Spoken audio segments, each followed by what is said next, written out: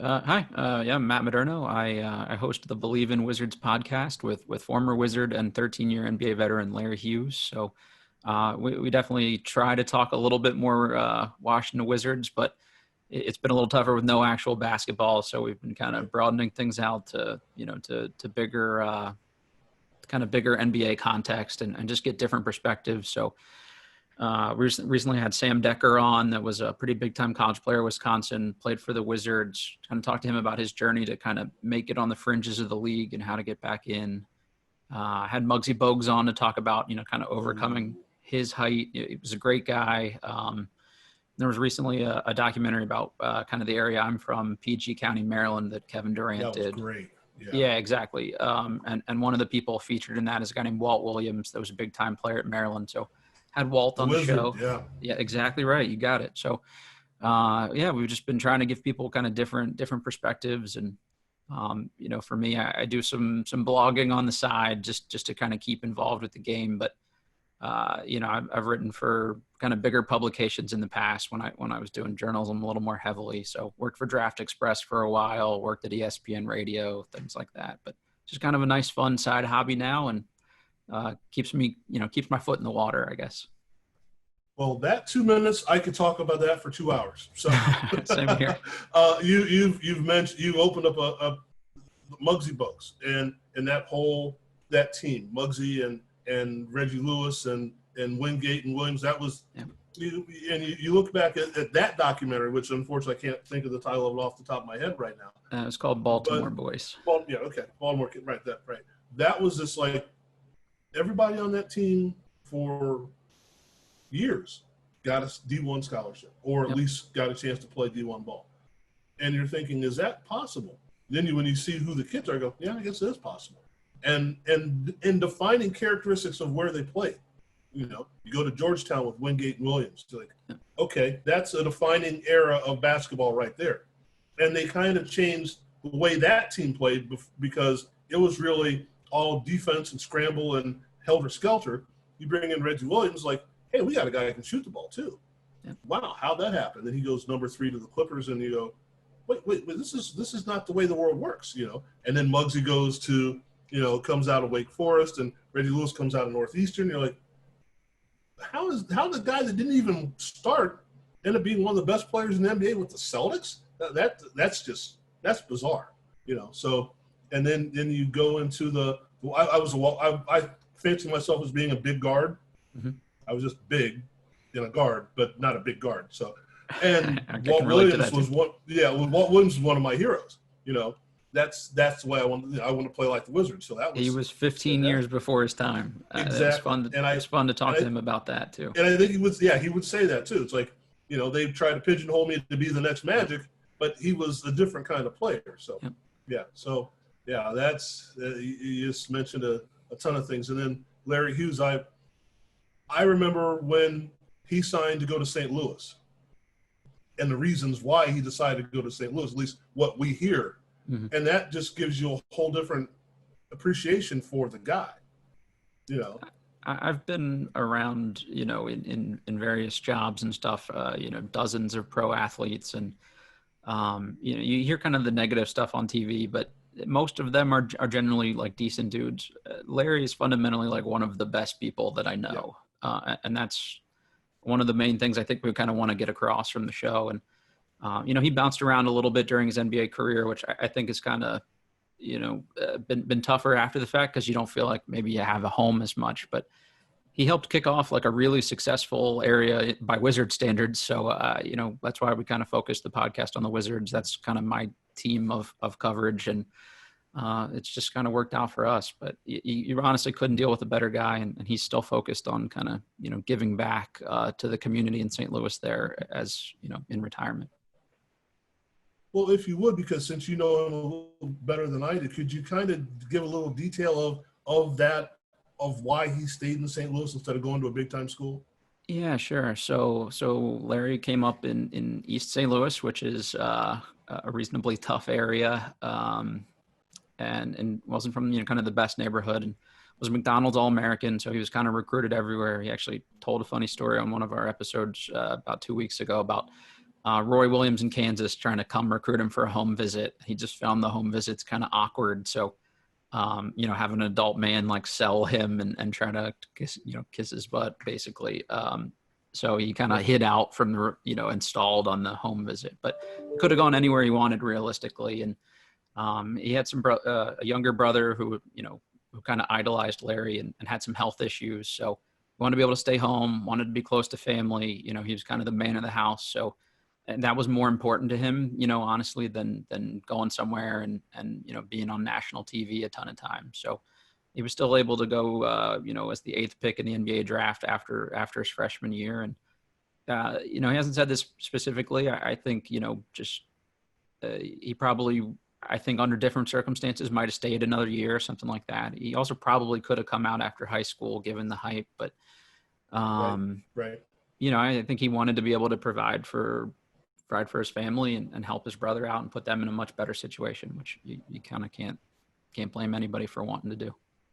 Right. And unless you're in that situation, you can't really judge. And even if you are going to judge, I don't know how you could judge against him. I mean, he did the right thing, then he did the right thing again and continues to do the right thing. So that's a stand-up human being.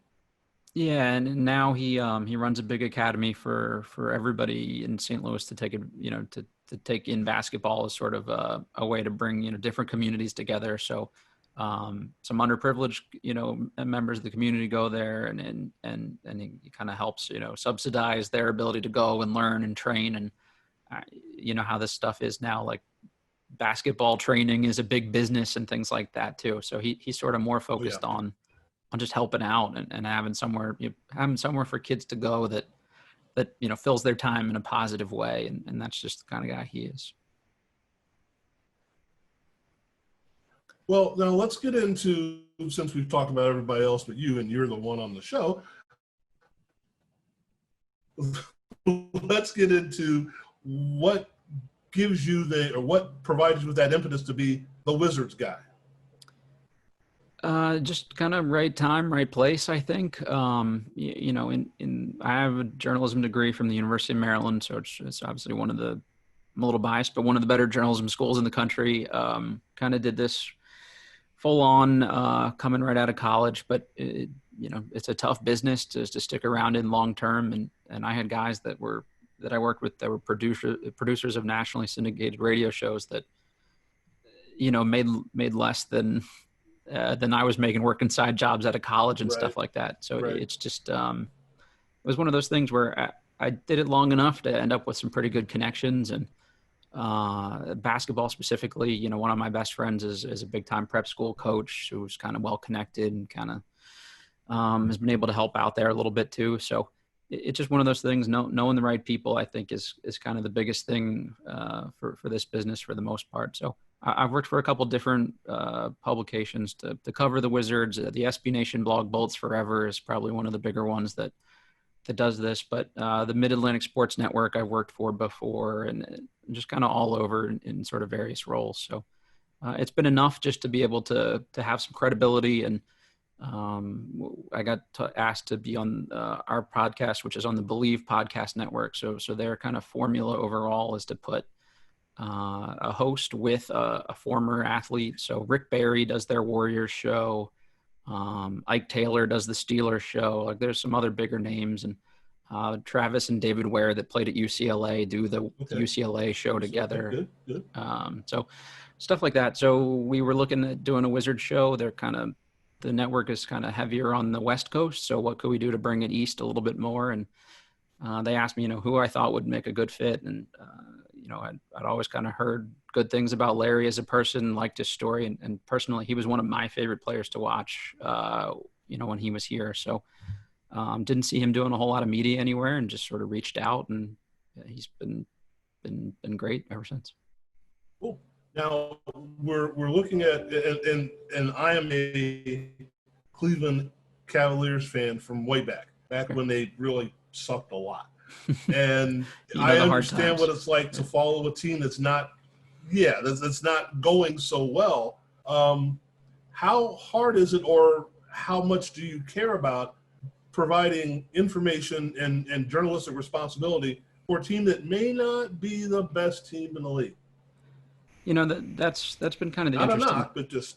No, it's fair. I mean, we've mostly sucked for most of my lifetime. I mean, the last Washington basketball championship was in '78. I was born in '88, so there's not a whole lot of great years in between. It's not like we were making a lot of finals or anything and just came up short. So that's been a challenge. And honestly, just doing this podcast too, we've been trying to bring in guys that have a lot of resonance with the fan base where they had big moments or big seasons. And even that's kind of tough to do. We were kind of just like a stopping point for a lot of people on their careers. And right. I wrote an article around the end of the year about best Wizards of the last decade and ranked the top 100. And after about 20, that list is really thin. If you did that for any other franchise, I'm sure you could get into the 50s or 60s with some real names. But I had Marcin Gortat as the third best Wizard of last decade. And I think that says a lot. He was a good player, but never an all-star. And so that's kind of been a challenge for us is kind of what's the right blend and making sure you're not cynical and but also kind of keeping it real with everybody. And a lot of the Wizards focused material at least is around or is kind of put out by the team. So they obviously have to kind of cover things with a certain lens and that kind of limits them in what they can say. And I think Larry and I are able to be a little more frank and but still do so respectfully so that you're not burning bridges with people. So that's kind of the balance that we're trying to strike. It's something I hadn't thought about until you mentioned it, that it is kind of unfortunately a kind of a stopgap. The Rasheed Wallaces, the Chris Webbers, we go in, we go out, we play for a year and move on to something else. Is there any inclination as to why that is, or is it just kind of bad karma? I mean, I have a politically correct answer and then the sort of my genuine thoughts on it. I think a lot of it points back to the organizational culture. Players, if you're a big time player and you have an opportunity to go somewhere, these guys are all judged on at the end of their careers on whether or not they won. And if you can't go, if you're not going to go somewhere where you don't think you can win, and if this organization doesn't have a lot of track record for that, it kind of limits the amount of people that are kind of want to go there. And I'm on record as being not the biggest fan of our former GM Ernie Grunfeld, and I think that has a lot to do with it. We had Brendan Haywood, so also a former Cavalier, on the podcast a couple weeks ago, and he talked about while he and Larry were there, just even the dysfunction they saw from different management groups while they were there. So they started out with Michael Jordan as their team exec, Wes Unseld as their general manager, and Doug Collins as sort of their first coach, and then transitioned into Eddie Jordan and Ernie Grunfeld and talked about how those two were never on the same page. And you just fundamentally can't win in a pro sports league if the guy bringing in the players isn't bringing in players to fit a system, or the coach isn't running a system that the guy's bringing in players around. It makes no sense. And somehow that person lasted 16 years in that job with a sub 500 record. I think that kind of is the majority of it, to be honest. Well, there's no sin in taking I don't want to call it a swipe, but looking at it honestly. Now, again, I've gone on record as saying 20 years ago that Donald Sterling shouldn't have been able to own a hamster, let alone own a pro sports franchise. So, and that was just by what was going on, not necessarily, and that's not including all the stuff that came to light later. It's just that it doesn't look like he knows how to put things together, and always look like the blame on Elgin Baylor. And I'm in Ohio, so I don't even know what's going on. So I understand what you're saying there, that, is Ernie Grunfeld was I don't want to say one of my favorite players, but a player that I admired what he did. Great, tough, hard-nosed guy. Yeah, sure. Yeah. So, and as we've gone through in the last few days, the passing of Wes Unseld, is that kind of just kind of give an idea of what Wes meant to the franchise, and then when Wes was out of the franchise, what kind of happened? There's there's probably a reasonable take that there might not have been a Washington franchise if it hadn't been for what Wes and his kind of era of guys did. I mean, they not only won a championship, they were also just good for that tenure. You know, Elvin Hayes had a great run. Phil Chenier was the broadcaster here for a long time. And, you know, even stuff like that kind of goes back to your last question about where do people want to be. They sort of kicked he and broadcaster Steve Buckhantz out on the curb, and that, you know, didn't make a lot of folks happy here. So it just sort of points to the way they're run. But yeah, Phil was a great player here too. I mean, so they had just like a really good core of guys. And Wes takes some heat for his front office work and his coaching, but you know, it just, that's on the owner too, is to put people in roles that they're able to be successful in, and it doesn't make him any less of a player, right. You know, a prominent player. But I give guys credit when they want to be in one place and they're able to stick around for that long. And obviously it was easier to do in their era than it is now, but you know, you can't knock him right. too hard. At a certain point, if you're just not doing a good job, then somebody needs to put you either in a different role. And that's not saying like you kick Wes Unseld to the curb, but you can definitely find a place for a guy like that, who is by all accounts like a great human being, great for the community, is kind of the guy that can go out and say, hey, come here, younger player, and be, and, you know, be the next me. Like that's your guy that should be able to help you with those recruiting pitches to free agents and things like that. He shouldn't have been right. the guy trying to organize salary caps and, you know, free agency offers, and that just didn't work. And it should have been evident pretty quickly, I think. Well, something you mentioned with Larry Hughes and Wes and a few other people, franchises around the globe, actually, but especially in basketball, football, baseball, whatnot, they recognize those players, or the good ones anyway, those former players that still have something to offer the team. And maybe it's not as a front office role. Maybe it's as a broadcaster. I know Austin Carr is still with the Cavaliers, you know, 40 some years after he played, you know, and that's just one example. There are plenty of guys out there like that. But you look at some of these guys and go, they're good for what we do because they've been through what we do. Yep. And they have an actual feel for this franchise, this fan base, our sponsors, the whole 9 yards. And I think in our, I don't want to call it, let's get to the next level mentality, but I think sometimes we forget about these guys were important for more than just that 2 or 3 year span. Yep. And as you said, Ernie, I don't remember Ernie Grenfell playing for the Wizards, did he? Yeah, he didn't. He had no real ties here other than yeah, right. He put a he put a good team together in Milwaukee, and I think he right. sort of transitioned from that to this gig. And you know, it's one of those things too where some people kind of look at him with rose-colored glasses as a GM, like, well, look at these 3 trades. He pulled off these 3 amazing trades. Well, it's a decade and a half. Like by law of averages, you know, you should be able to do that. If you look at the draft that John Wall went in, it was pretty straightforward that he should have, you know what I mean? Like he wasn't doing any great predictive analysis pulling some kind of magic by taking Wall number right. 1. Or Bradley Beal 3. Right. If they didn't take him, somebody else would have, right.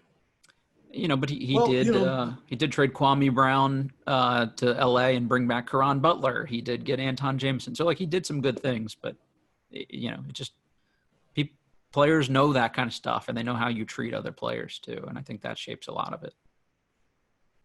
And as you said, you also know that Anton Jameson, you know, and again, this is putting words in his mouth. They're like, I'm not going to be here long. You know, I'm going to do what I can do. And then once it's feasible for them to ship me, they're probably going to ship me. Yeah, I mean, he ended up having a great run here, and I give my co-host a lot of credit for some of that, actually, where Larry was kind of the first of those guys to come to DC as a free agent, and that had a lot to do with, you know, MJ sort of reaching out to him directly about that. But he'd played with both Jameson and Gilbert Arenas in Golden State before that, and kind of gave them the, hey, this place, you know, not so bad. Maybe we can make something here. And I think that made those guys a little more open to wanting to be in DC and try to make something of it. And ultimately they stayed longer than he did, but That's one of the things we've had to combat on our show is you get some amount of fans like, well, why do you leave then? Well, you have to have an organization sort of meet you halfway on that too. And, they sort of didn't make the best good faith offer at the time. And like I said, that particular GM is maybe not the most professional. And I just think the way things are handled, if you don't handle it well with a big time free agent of your own, outside free agents are going to look at that too. And just mismanagement, I think. Well, not to go too far afield, but being that it is the I still want to call them the Bullets, I'm sorry, Washington Wizards, and they're the only technically game in town, though I guess you could say Georgetown as well. But then combining that with the Baltimore Ravens and the Washington Redskins, or the Baltimore Orioles and the Washington Nationals. Now, granted, some of those franchises are relatively new in the grand scheme of things, but when you're the only game in town and the other sports have more competition, is that harder to deal with as far as the Wizards is concerned? Because I can't, shuttle the blame off or this or that, or I have all the basketball eyes on me. Just there's a question in there someplace. I'm with you. Just one example of, I think, exactly where you're going is I worked for ESPN 980 for a while. It's sort of the flagship radio station of the Redskins at the time, and it was owned by Red Zebra Broadcasting, which was owned by Dan Snyder, the owner of the Redskins. They could literally do endless Redskins content all off season, even in dead periods, because it is a Redskins town, fundamentally. And it's just every year, no matter what the roster looks like, there's the week before the season, there's hours of call-in sports radio about, I think we're going to go 11-5 this year. Like, it's just, no matter what, there's some amount of buzz around that organization. And I think that's starting to kind of finally, dwindle. But I think it goes back to just having like years of sustained success. I mean, you win a couple Super Bowls and you're competitive for a while after that, and you have big eras, and you can kind of make that last with the fan base for a while. The Wizards really haven't had that, so that's hard to take a foothold. For me, I grew up closer to Baltimore, so just where my family's from originally and stuff, we're Ravens fans, we're Orioles fans, and I root for the Wizards because that's, like you said, it's the only basketball game. There's not a Baltimore team, right?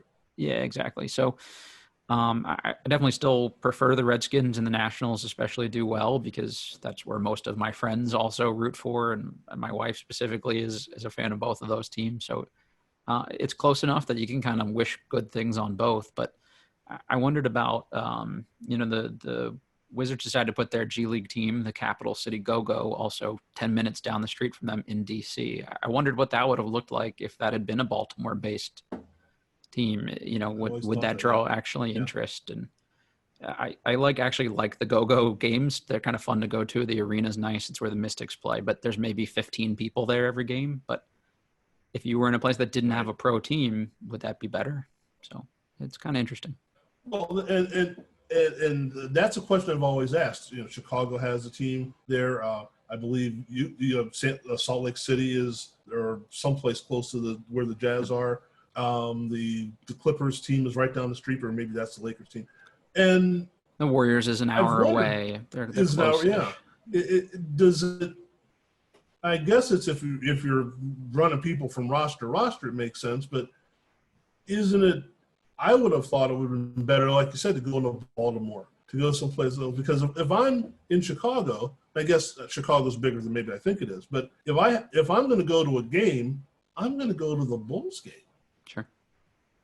Right? Yeah, I mean, unless it's yeah. So I've wondered about those. Like, why did you put them right down the street? I think they just sort of assume that they're not going to be a money-making venture anyway, and whether that's 20 people versus 500 people, that they probably aren't going to draw well, no matter what that looks like, or not enough to make it like a money-making venture. So you might as well make it easy and convenient to have guys bounce back and forth. And for the Wizards, who perennially aren't that great, we used our G League team a lot this year to run guys back and forth, and multiple times guys played in games for both teams on the same day. So I think that definitely makes it easy to have them down the street. But I guess I'm looking at the minor league baseball model of we don't have a AAA team in our backyard. We have a specific fan base for them, and then we run that franchise as if it's completely different. The only thing that's the same is the players go back and forth, And I know here in Vegas that they've added an AHL hockey franchise, which is not even, 15, 20 minutes away from where the Golden Knights are going to be. Actually, if pending traffic, might be closer than that. And why? Right. Unless you're trying to get the people that can't get Golden Knights tickets to go see I think they just decided to call them the Silver Knights. Wow, that's a stretch. So yeah, seriously. You wonder what they're thinking about some of these things, but that's weird. Well, okay, I'm going to flip the script on you a little bit if you don't mind. Fire away. I had the opportunity to talk to Danny Zosner, who is the Chief Operating Officer of the USTA National Tennis Center in New York.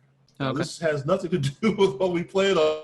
As soon as I'm going to ask you a couple questions about what do you think about the tournaments that if I'm not mistaken, there is a tournament that's played in the D.C. area. I know that there are a lot of lead-ups going on. How does this whole thing affect, in your mind, the whole tennis situation? It's an interesting question. I think of the sports, tennis probably lends itself better than most to being able to be able to be played in this kind of situation. I think you could do it with minimal people there. It translates pretty well to being watched on TV. But it's going to be tough for those smaller tournaments to not generate revenue. So the local tournament in DC is called the City Open. And it gets pretty good guests or pretty good player turnout. So Juan Martín Del Potro's played, Andy Murray's played, Alex Zverev. These are all guys that have been, well within the top 10, 5, Dominic Thiem, some bigger name guys. And it's just, when you lose out on something like that, it definitely hurts the area's interest in tennis overall, I think, to not be able to see those guys firsthand. And those tournaments are really valuable to those players as a lead up to the bigger tournaments like the US Open later in the summer. And, I'm curious to see what their plan to come back long-term is going to be. And I haven't heard a whole lot, to be honest with you, about what the ATP intends to do. And we had Francis TFO on, who's, one of the better American players. Has been as high as like 28 or 29 in the world because he is a Wizards fan. So it was easy to have him as a guest on the show. And he was talking about what it was going to be like for him all summer, not being able to have Wimbledon to prepare for and things like that. Probably about 3-4 weeks ago, that he basically said, we haven't made a decision on going to Indian Wells or any of the other things that have been proposed. At that point, they were still using the National Tennis Center as a hospital, basically, for the COVID-19.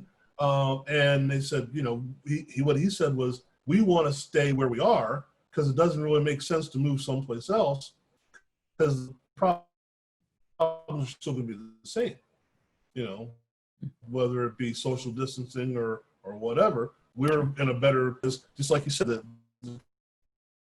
tournament in the D.C. area, as a former coach, it did a lot for our person, how they went about their business, how they practiced, how they played matches, those kind of things, basic form that even though we're telling them things, they're saying, well, I don't see it. And then you watch them, they'll see that's what we were trying to show you, that kind of thing. And it's kind of tough to go forward from that if, something's not being relayed as far as, are we going to play tournaments this year? What's going on? So I was wondering how maybe the DC area, how that drew and that kind of thing.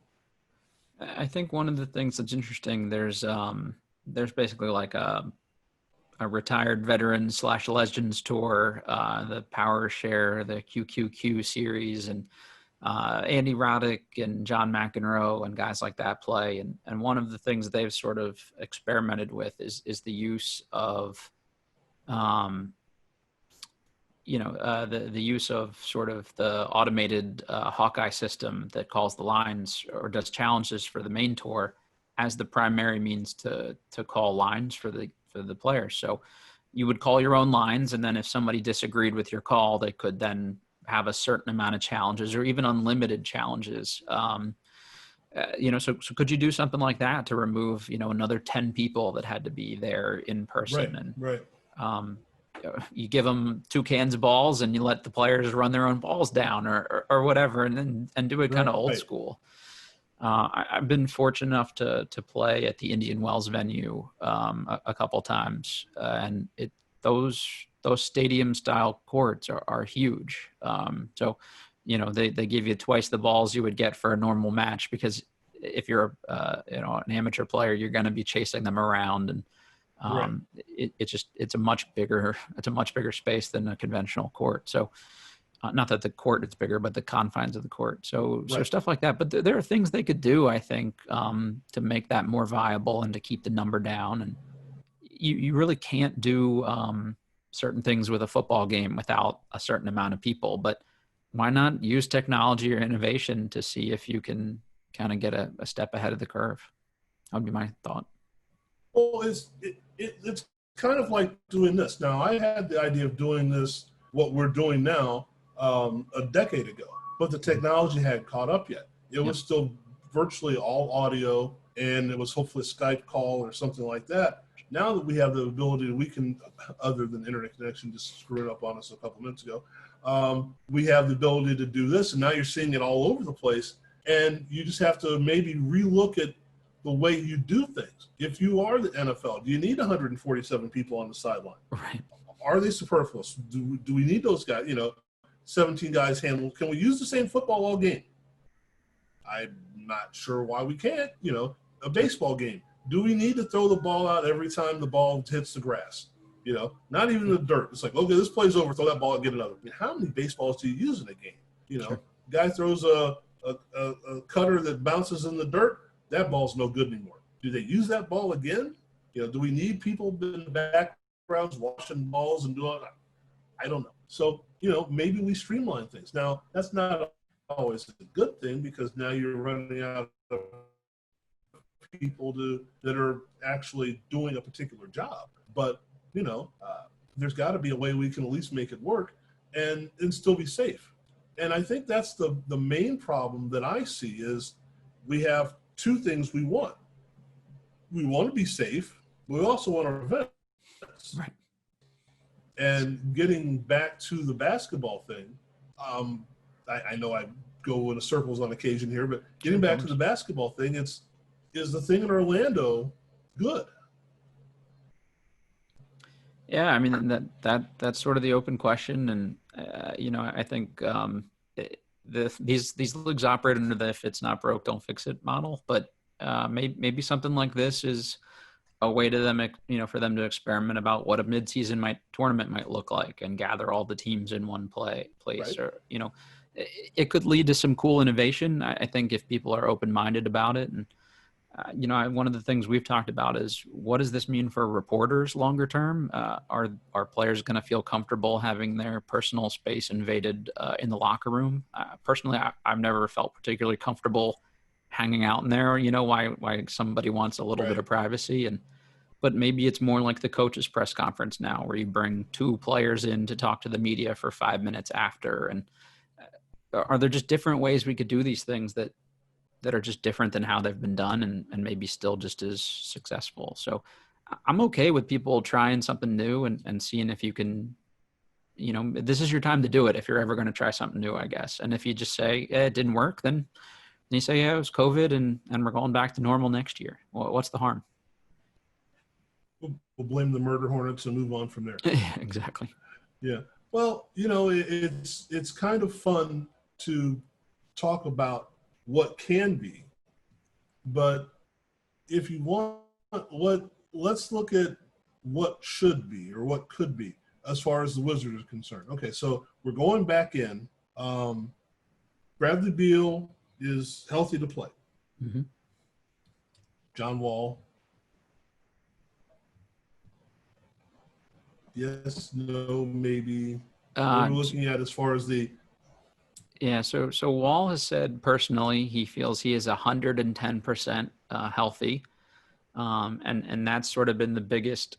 It's probably the worst thing he could have said publicly, realistically, because that's opened the door to the entire fan base saying. He said he's 110% healthy, but he is not going to play this year under any circumstances. The team has said the same thing. Right. So maybe don't say you're 110%. Say you're 95, and you're gonna wait till you're 100. Like just something. But you've got a fan base that hasn't seen their supermax player play at, consistently for about 2 years at this point. It's hard to tell them now, well, he's 110% healthy, but we're not going to take a shot at it. So that's caused a little commotion over the last couple of days. And, I'm of the, right.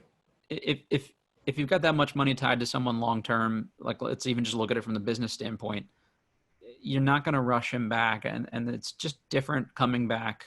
2-month layoff is a 2-month layoff for everybody, but it's also a season and a half plus 2-month layoff for him. And is a 2-week training camp going to be enough to get him back up to game shape when you could use the extra time to do that? And, some video leaked right before things shut down due to the virus where he was throwing down filthy tomahawk dunks on players on the G League team in a practice. And it's hard for people to reconcile that if you can do that, it's still different than being in 100% game shape. And that's really going to be their challenge, is how they message that. And hey, the ankle or the Achilles might feel good, but that's for short bursts. It's not sustained over 35 minutes, multiple days in a row with no rest and dynamic movement. And it's tough. It's a tough position for them.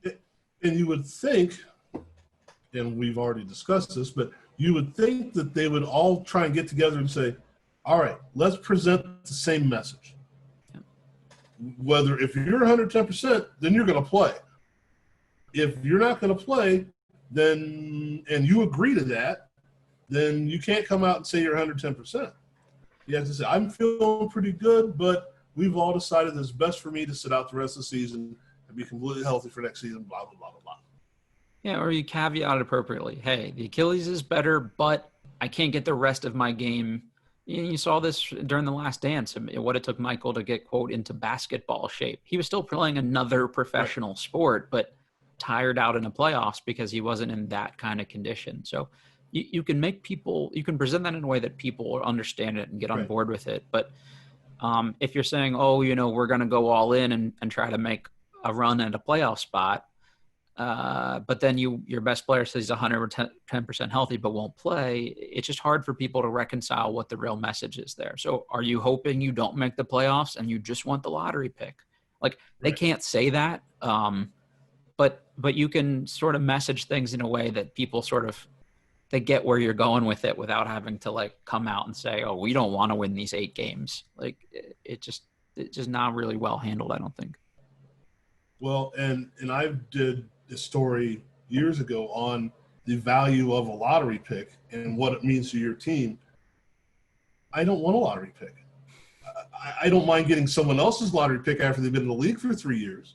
Sure. But, getting a lottery pick is no guarantee, and actually it's almost a death knell. That means that you're bad and you're not going to get worse or better no matter who you brought in, with the exception of the Spurs with Dave Robinson and Tim Duncan. That's about it, So, and you can say Golden State as well, but, they're the anomaly of the last 30 years. So I don't know if you want to say we're tanking to get this guy, especially when this guy didn't play his senior season or his last season in college as well.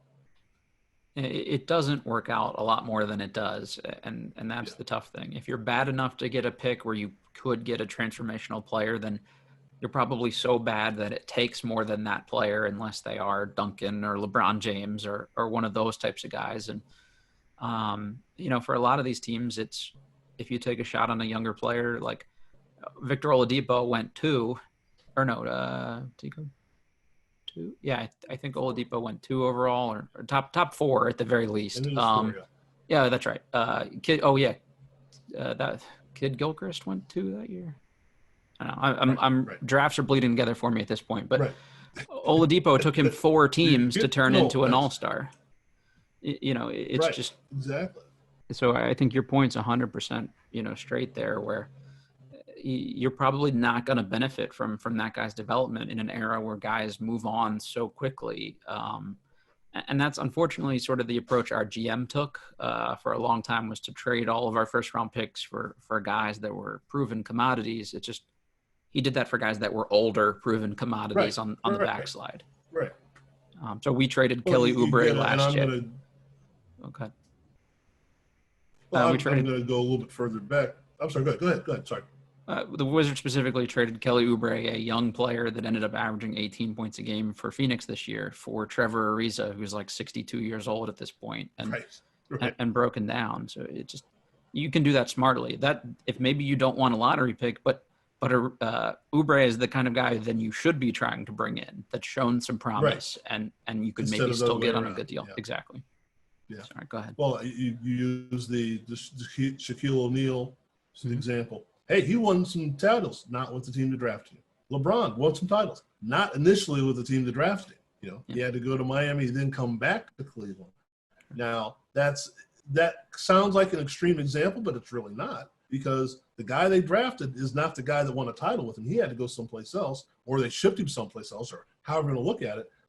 That didn't work out. And that, you can say that with any number of players and go, Courtney Bill or Chauncey Billups. That's kind of the Oladipo story. It's like, how many times did he bounce before he got to the place where he won? So there's the history that, so they had to pay where you're coming from there. So I get it. You know what, Matt? I think that our connection is getting a little screwy. So before it goes off on us again completely, how about we just say it's been fun, and I really appreciate you to being on, and it's been a great time. I have fun talking to people about sports, especially people that are knowledgeable about what they're talking about. So thank you very much. Oh, this has been terrific. I mean, your stuff, and like we were saying at the outset, it's more fun when you can talk about a couple, topics to a reasonable level and bounce around like this a little bit. We both got our sports fix for the day, and I hope anyone that listens does too. So I appreciate the invite. All right. Well, thank you, sir. I appreciate it. Yeah, no problem. Take care.